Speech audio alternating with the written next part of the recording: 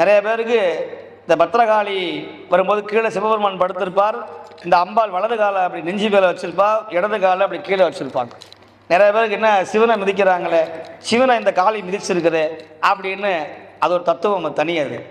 அம்பாவுடைய கோபத்தை அடக்குவதற்காக சுவாமி கீழே படுத்திருந்தாராம். இந்த அம்பிகை காளி வேகத்தோடு வந்தாராம் உலகத்தையே அழிப்பதற்காக. மகாவிஷ்ணு பயந்து ஓடினார், பிரம்மா பயந்து ஓடினார். இப்போ என்ன பண்ணணும்னா கணவன் மட்டும்தானே அடக்க முடியும் மனைவியை.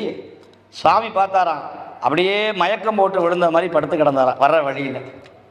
இவ வேகத்தோட நாக்கை துருத்து கொண்டு அகங்காரத்தோடு உள்ள வந்தவ இந்த தெரியாதனமா டபால்னு மேலே காலை வச்சா பாருங்க.